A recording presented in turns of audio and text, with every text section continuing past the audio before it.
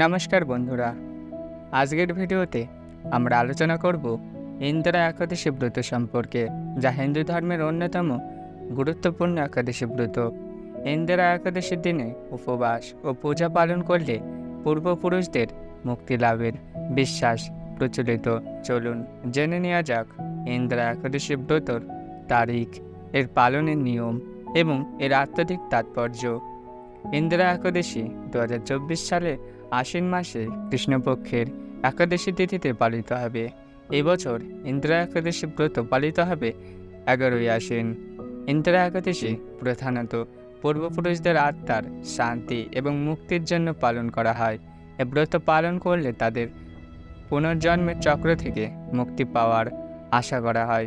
পুরাণ অনুসারে ইন্দিরা একাদশীর মাহাত্ম্য ভগবান শ্রী বিষ্ণুর কৃপায় পূর্ণ। বলা হয় যে যারা সঠিকভাবে ইন্দিরা একাদশী ব্রত পালন করেন তাদের পূর্বপুরুষরা মুক্তি লাভ করেন এবং বিষ্ণুলোক প্রাপ্ত হন। বিশেষত এই দিনে পূর্বপুরুষদের জন্য তর্পণ, দান এবং পিণ্ড দানের মতো ধর্মীয় কার্যকলাপ সম্পন্ন করা হয়।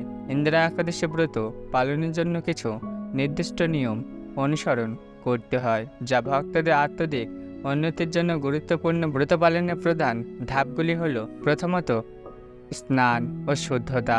ব্রত শুরু করার আগে পূর্ণ স্নান করে শুদ্ধ হতে হবে। শারীরিক ও মানসিকভাবে শুদ্ধ থাকা এ ব্রতের মূল মন্ত্র। দ্বিতীয়, উপবাস রাখা। ইন্দিরা একাদশীর দিনে নির্জলা বা ফলাহার উপবাস পালন করা হয়। এই উপবাস রাখার মাধ্যমে শরীর ও মন শুদ্ধ থাকে। তৃতীয়, ভগবান বিষ্ণুর পূজা। ভক্তরা এই দিনে ভগবান বিষ্ণুর পূজা করেন এবং বিষ্ণু মন্ত্র ওং নমো ভগবতী বাসুদেবায় জপ করেন। চতুর্থ, পূর্বপুরুষদের তর্পণ ও পিণ্ডদান। এদিনে পূর্বপুরুষদের জন্য তর্পণ এবং দান দেওয়া হয়, যা তাদের আত্মার শান্তির জন্য অত্যন্ত গুরুত্বপূর্ণ বলে মনে করা হয়। পঞ্চম, দান বা ধর্ম। দরিদ্র ও ব্রাহ্মণদের দান করা এ ব্রতর অন্যতম অংশ। ইন্দিরা একাদশী আধ্যাত্মিক তাৎপর্য অপরিসীম। ভগবান কৃষ্ণর কৃপায় এদিনে উপবাস এবং পূজা পালন করলে ভক্তদের জীবনে সুখ ও সমৃদ্ধি আসে এবং পূর্বপুরুষদের আত্মা মুক্তি লাভ করে। এ ব্রত আত্মার শুদ্ধি, পরিবারের সুখ শান্তি এবং পূর্বপুরুষদের শান্তি প্রদান করে। ইন্দিরা একাদশীর ব্রতের মাধ্যমে আমরা আত্মাত্মিক উন্নতির পথ খুঁজে পাই এবং আমাদের পাপ মোচনের সুযোগ লাভ করি। ভগবান বিষ্ণুর কৃপায় ভক্তদের জীবনে সমস্ত বাধা দূর হয় এবং তাদের পূর্ণ বৃদ্ধি হয়। ইন্দিরা একাদশী ব্রতর মাধ্যমে আমরা শিখি যে কেবলমাত্র শারীরিকভাবে নয়, আত্মাত্মিকভাবে আমাদের জীবনকে শুদ্ধ করা জরুরি। পূর্বপুরুষদের প্রতি সম্মান এবং তাদের মুক্তির জন্য দান ধর্ম পালন করা আমাদের সমাজের একটি গুরুত্বপূর্ণ দায়িত্ব। এই ব্রত পালনের মাধ্যমে আমরা আমাদের পরলৌকিক জীবনের প্রতি শ্রদ্ধা প্রদর্শন করতে পারি।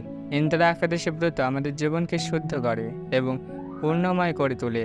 এই বিশেষ দিনে ভগবান বিষ্ণুর পূজা এবং উপবাস পালন করলে আমরা আমাদের পূর্বপুরুষদের মুক্তি এবং নিজেদের আত্মার উন্নতি সাধন করতে পারি। এই ব্রত আধ্যাত্মিক তাৎপর্য আমাদের জীবনের সব ক্ষেত্রে সফলতার পথ দেখায়। যদি আপনাদের এই ভিডিওটি ভালো লেগে থাকে তাহলে চ্যানেলটি সাবস্ক্রাইব করতে ভুলবেন না এবং ভিডিওটি শেয়ার করুন। ধন্যবাদ।